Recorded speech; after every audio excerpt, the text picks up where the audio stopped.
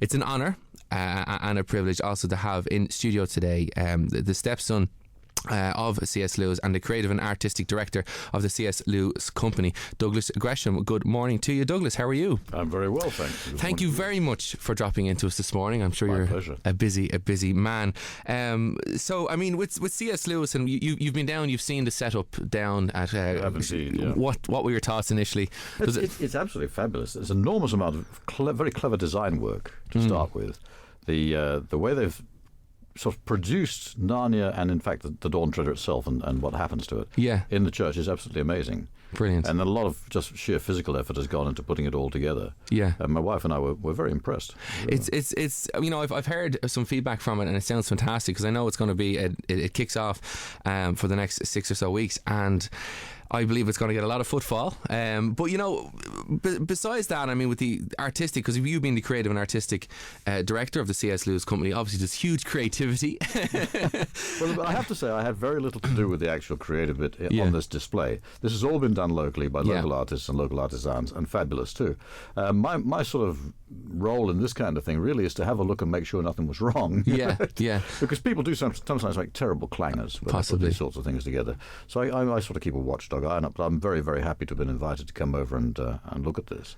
And then, of course, to open it will be a pleasure too. Yes. It's something I think everybody should go and see. Yes. To see what can be done, just with a little ingenuity and artistic ability and great sense of delight.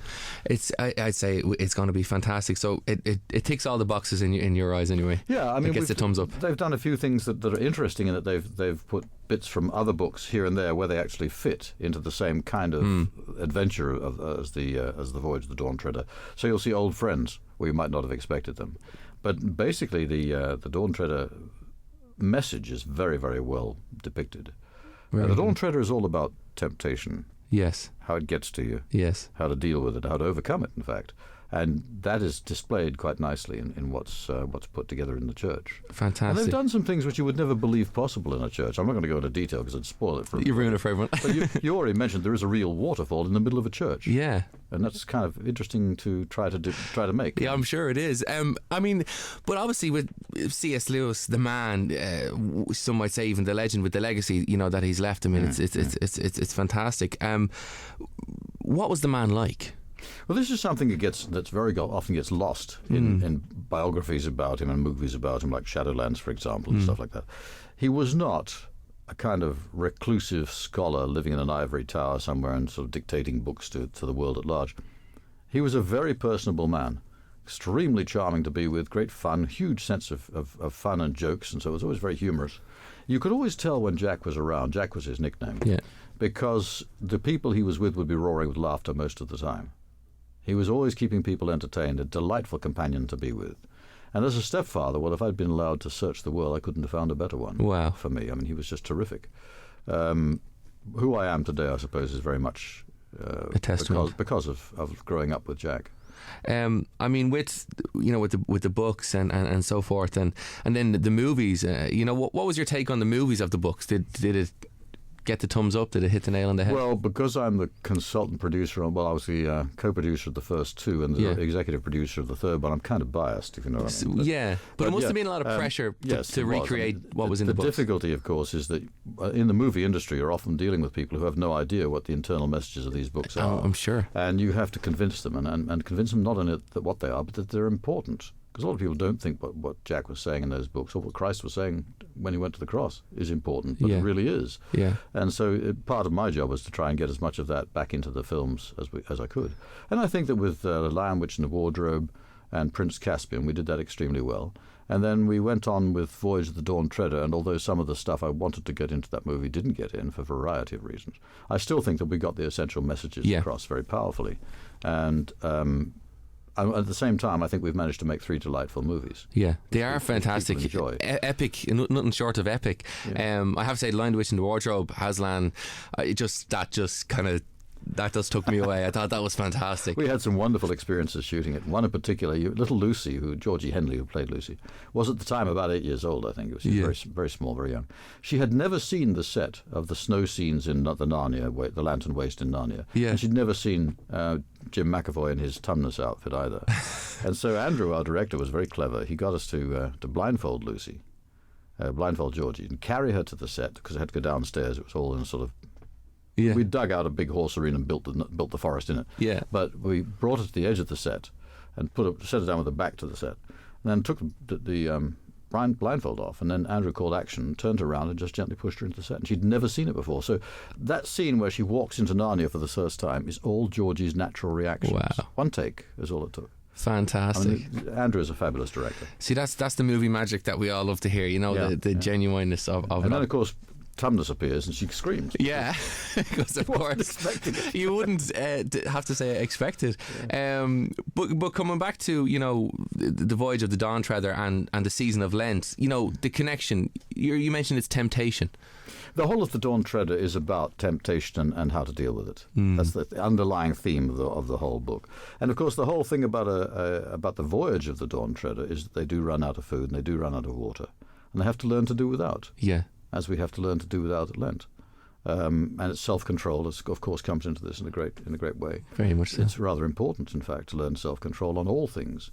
And, of course, in today's world, we see so much lack of self-control in every direction that it's something we do need to learn again. Yes. But the whole of the Narnian Chronicles, in essence, teach the enormously valuable concepts that were just believed in implicitly up till the end of the 19th century, and then in the 20th century we kind of tossed them away as if they're out of date. Things like honor, duty, personal commitment, personal responsibility, all of those things.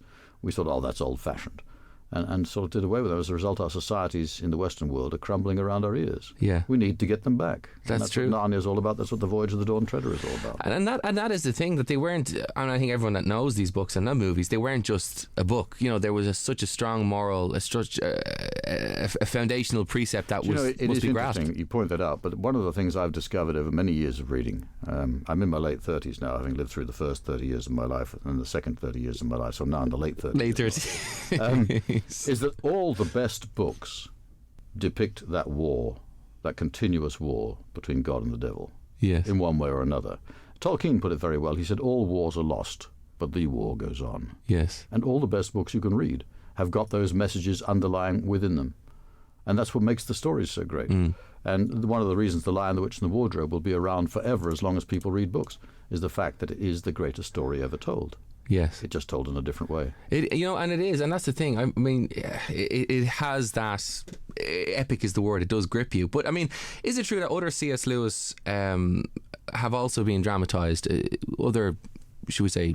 Yeah, so there have been some minor productions of other C.S. Lewis's works. The Screwtape Letters, for example, has been done as a wonderful stage play by a guy called Max McLean over in America, who's a fabulous Screwtape. I mean, he just plays the roles to the hilt. In fact, I've always teased him that it's typecasting. But he is, of course, a Christian, but that's beside the point in this case. But I think that, yes, there are other attempts, and we are also looking at the moment at the possibility of the science fiction trilogy being turned into some kind of screen thing, whether it will be a movie or a series on television, I'm not sure yet. And we're looking at putting Screwtape on film as well at the moment. Oh, that'd be fantastic. So there's a lot in the pot bubbling away. But to see this sort of, the Dawn Treader come to life in a church in Bray, for me, is fabulous. I mean, I would like to see it at that level more often. Yeah. I mean, these people have been very brave to take it on at the church.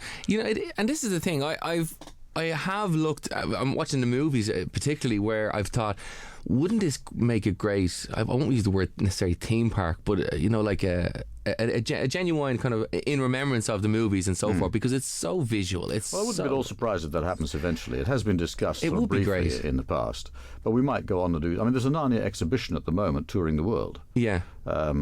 I think it's in Australia at the moment. Yeah, no, I heard about that online. But that is really quite spectacular. And it moves around. But it moves around as touring. It'd be great to have something fixed, wouldn't it? Yeah, but eventually, perhaps. Give me time. I'm working on it. There's a glint in your eye, maybe so.